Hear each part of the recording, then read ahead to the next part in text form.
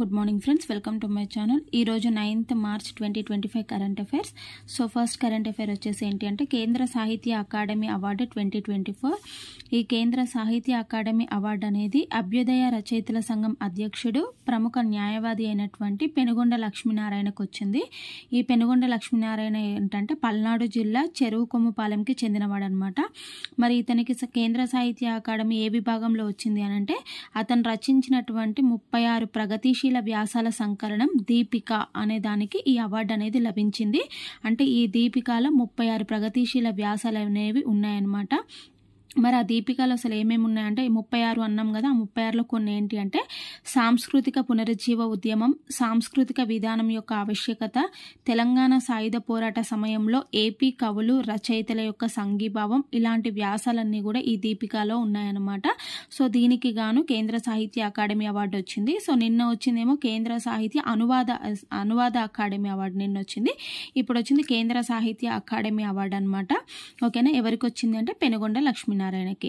So second current affair వచ్చేసి ఏంటి అంటే కేస్కిల్ యాప్ను ఆవిష్కరించినటువంటి మంత్రి శ్రీధర్ బాబు. ఈ కేస్కిల్ యాప్ అనేది ఎవరికి చెందింది అంటే కోనం ఫౌండేషన్కి చెందిందనమాట. సో వీళ్ళకి ఈ ఫౌండేషన్కి చెందినటువంటి కేస్కిల్ యాప్ను మంత్రి శ్రీధర్ బాబు ఆవిష్కరించారు.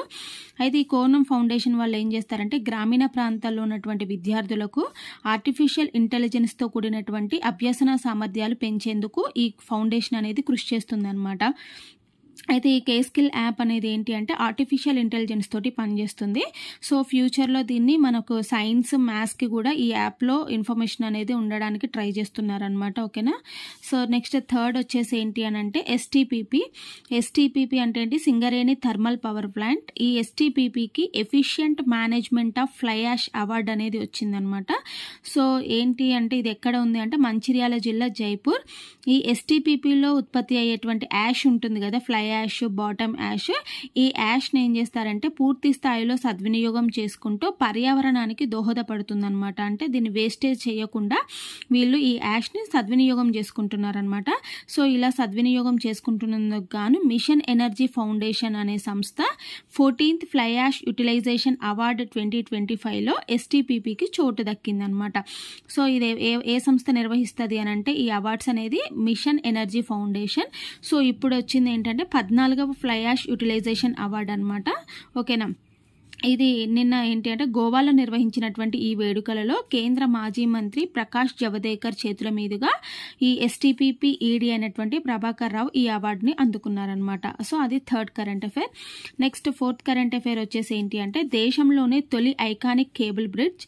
ఇది ఏంటి అంటే గాజుతో కూడినటువంటి, అంటే మనం నడుస్తాం కదా అది ఫుట్పాత్ లాగా, అదేంటంటే నడకదారి డిజైన్ అనేది గాజుతో చేశారనమాట, గాజుతో చేయనున్నారు. సో దేశంలోనే ఇది తొలి ఐకానిక్ కేబుల్ బ్రిడ్జ్గా మిగిలిపోనుంది.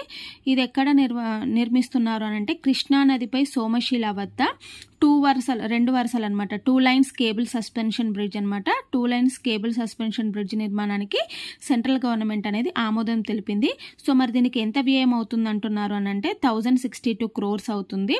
ఎంత డిస్టెన్స్ అంటే 800 మీటర్స్లో అనమాట. సో దీన్ని నిర్మించడం వల్ల తెలంగాణకి మరియు తిరుపతికి మధ్య దూరం 90 kilometers తగ్గుతుందనమాట. ఓకేనా. సో నెక్స్ట్ ఈ కేబుల్ బ్రిడ్జ్ వచ్చేసి తెలంగాణలో ఉన్నటువంటి మల్లేశ్వరం మరియు ఏపీలో ఉన్నటువంటి సంగమేశ్వరం పుణ్యక్షేత్రాలను ఇవి రెండింటిని కూడా ఇది అనుసంధానిస్తుంది ఈ బ్రిడ్జ్ అనమాట.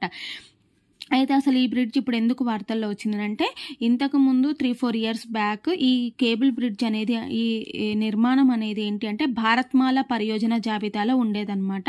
సో అప్పుడు భారత్మాల పరియోజన జాబితాలో ఎవరైతే ఈ బ్రిడ్జ్ నిర్మాణం ఉంటుంది కదా దాన్ని కేంద్రం అనేది ఏం చేసింది అని అంటే ఆ పరియోజన కార్యక్రమంలో ఉన్నటువంటి ప్రాజెక్టులన్నింటినీ కూడా కేంద్రం నిలిపివేసిందనమాట.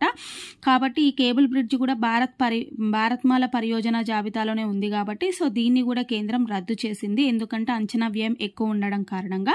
అయితే ఏం చేశారంటే ప్రస్తుతం ఈ భారత్మాల పరియోజన జాబితాలో ఉన్నటువంటి ఈ కేబుల్ బ్రిడ్జ్ నిర్మాణాన్ని నేషనల్ హైవేస్ ఒరిజినల్ జాబితాలోకి మార్చారనమాట. సో ఈ జాబితాలోకి మార్చడం వల్ల ఇప్పుడు దీన్ని నిర్మించడానికి సెంట్రల్ గవర్నమెంట్ యాక్సెప్ట్ చేసిందనమాట. ఓకేనా. ఇది 2 వరుసల సస్పెన్షన్ బ్రిడ్జ్. ఓకేనా. సో ఇవి ఈరోజు కరెంట్ అఫైర్స్. ఓకేనా. సో ఎలా అనిపించింది అనేది మీరు ఒక లైక్, కామెంట్ ద్వారా నాకు తెలియజేయండి. ఓకేనా. So thank you very much.